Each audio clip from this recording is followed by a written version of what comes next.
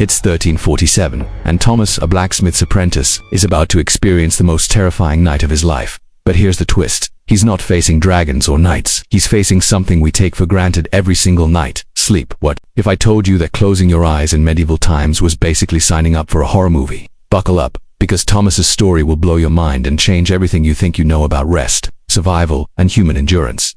The sun disappears behind the village walls, and Thomas knows the real battle is about to begin. Unlike us, scrolling TikTok until 2 a.m., medieval folks had a wild secret. They never slept through the night, ever. And this wasn't some lifestyle choice or insomnia problem.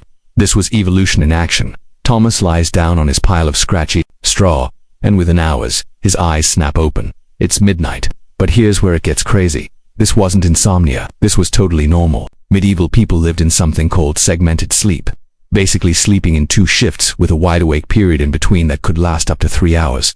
During this midnight awakening, Thomas isn't checking his phone or grabbing a snack from the fridge. He's praying intensely, visiting neighbors through frozen mud paths, or doing small tasks by flickering candlelight that barely illuminates his frozen breath. Some couples used this sacred time for intimacy, believing God was closest during these mystical hours between dreams. Wild, right? But wait, it gets infinitely worse.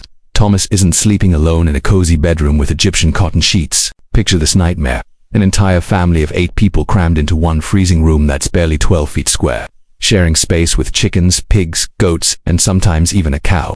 Yes, actual farm animals sleeping inches away from humans, their warm breath creating this disgusting fog that everyone desperately fights to stay close to. The bed Thomas is lying on, forget memory foam or even a basic mattress, we're talking about a sack stuffed with straw that hasn't been changed in 6 months. It's crawling with fleas the size of rice grains, bed bugs that leave bloody welts, lice that make his scalp burn, with constant itching, and God knows what other parasites. The smell is absolutely horrific. Imagine wet sheep, unwashed bodies that haven't been bathed in weeks, rotting hay mixed with animal waste, and the metallic scent of dried blood from countless insect bites. Thomas is fully dressed, leather boots that haven't been removed in days, thick wool tunic that's stiff with sweat and grime, rough linen undergarments, and even his work gloves. Taking off clothes in winter meant freezing to death within hours. Some people didn't undress for entire seasons.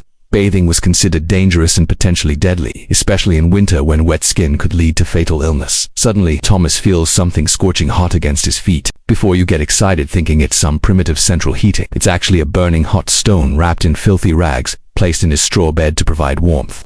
These medieval heating pads were absolute lifesavers, but one wrong move, and you'd wake up with serious third-degree burns that could get infected and kill you. The temperature drops to what feels like Arctic levels, and Thomas pulls his family's single shared blanket made from old clothes, grain sacks, and animal hides sewn together with rough thread over 5 people, 2 goats, and a piglet. Everyone's pressed together like sardines in a can because body heat was literally the difference between life and death. His little sister's frozen feet dig into his ribs, his grandfather's rattling cough echoes in his ear, and somewhere in the pile of bodies, someone's stomach is growling so loudly it sounds like thunder. Then comes the real nightmare that would send modern people running to therapy. As Thomas drifts off, he's violently jolted awake by something sharp biting his neck. Fleas, dozens of them, jumping from person to person like tiny vampires. But that's absolutely nothing compared to the rats, massive, fearless rodents scurrying across his chest, through his hair, sometimes even biting his fingers if they smell food. Medieval beds were basically all-you-can-eat buffets for every parasite imaginable. The psychological terror gets worse. Thomas believes with every fiber of his being that nighttime belongs to demons, evil spirits, and the walking dead.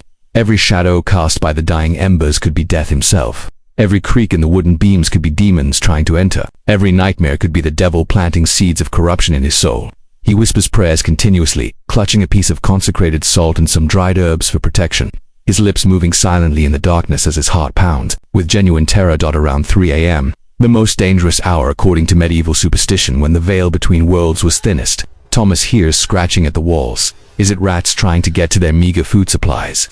Spirits of plague victims seeking revenge? His heart pounds so hard he's sure to wake the entire family as he stays perfectly still, knowing that getting up during this cursed hour could attract malevolent forces that would follow him for the rest of his short life. But Thomas's ordeal is just beginning. Winter arrives like a merciless predator stalking the village, and now he's facing a completely new level of frozen hell that would kill modern humans in days. The stone walls are literally breathing ice, covered in frost so thick it looks like fur. People are dying in their sleep from pure cold, not dramatically, just quietly slipping away as their hearts stop beating in the brutal temperatures. NIMAL because it's body heat.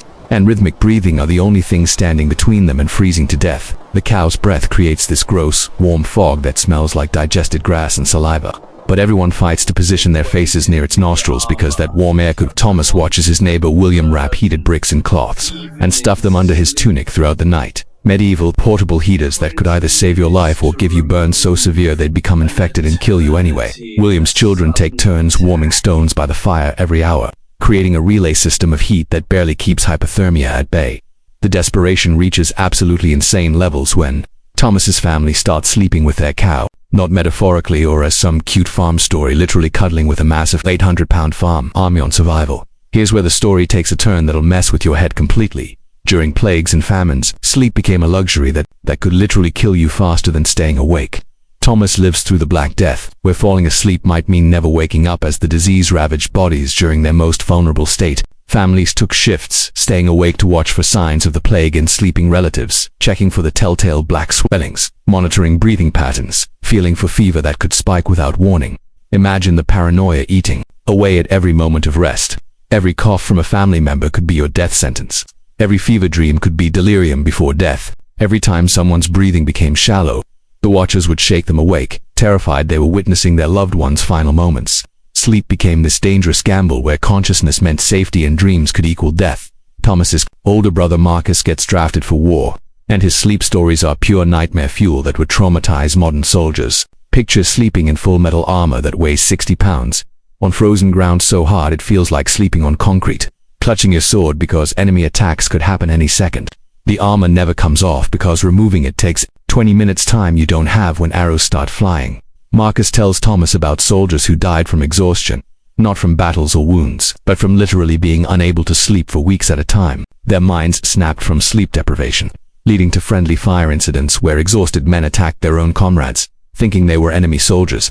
Some warriors developed permanent tremors, others went completely blind from the strain, and many simply collapsed and never got up again. The psychological warfare was absolutely brutal beyond modern comprehension. Marcus describes hallucinations from sleep deprivation that were more vivid than reality, seeing dead comrades walking around camp, having full conversations with people who'd been killed days earlier, watching enemy soldiers who weren't actually there. Some soldiers slept standing up, leaning against their spears like scarecrows, because lying down felt too vulnerable and exposed.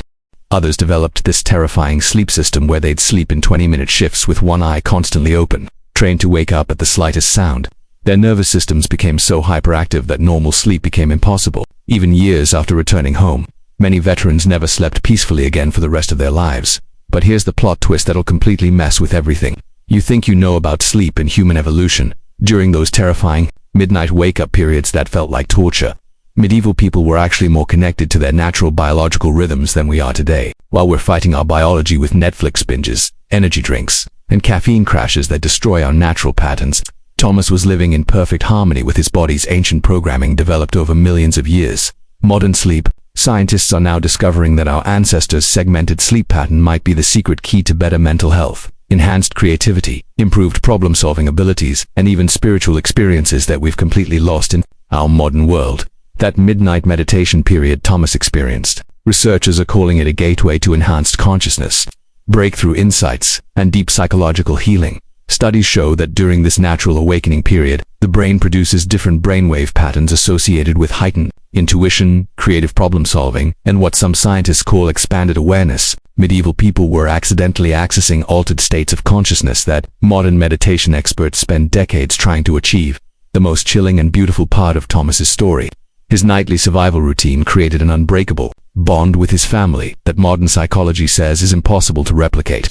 They literally depended on each other's body heat, breathing patterns, and protective instincts to survive each night, while we sleep isolated in separate rooms, scrolling phones until we pass out alone.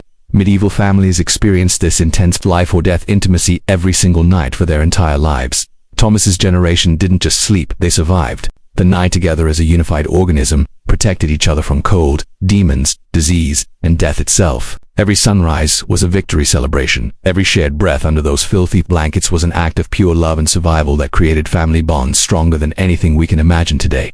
Children learned survival skills not through video, games, or books, but through actual life-or-death situations every single night. They developed incredible resilience, unshakable courage, and survival instincts that modern humans have completely lost. A medieval child who survived to adulthood had already faced more real danger than most modern adults will experience in their entire lives. When Thomas finally reaches old age, which was incredibly rare and considered a miracle, he's witnessed thousands of nights that would absolutely destroy modern humans within weeks. Yet he's developed this incredible mental resilience, this deep appreciation for warmth, safety, and simple survival that we've completely lost in our comfortable, temperature-controlled world. His generation created survival strategies that were passed down through families like precious secrets. They knew which herbs could repel insects, how to arrange bodies for maximum warmth distribution, how to read the signs of approaching death in sleeping family members, and how to use meditation and prayer to overcome paralyzing fear during those dark midnight hours.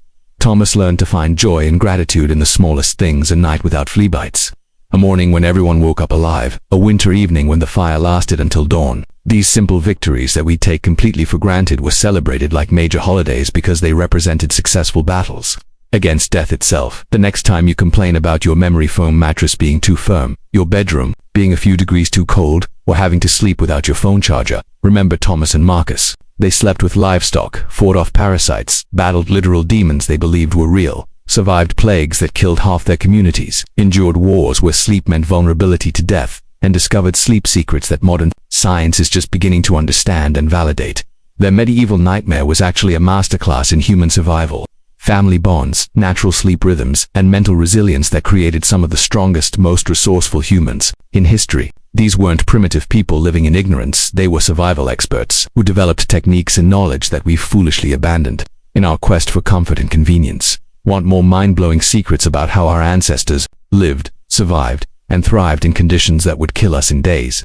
Stories that'll completely change your perspective on modern life, human potential, and what it really means to be resilient. Smash that subscribe button because we're just getting started on this incredible journey through the darkest, most fascinating corners of human history. Chat controls Sonnet 4.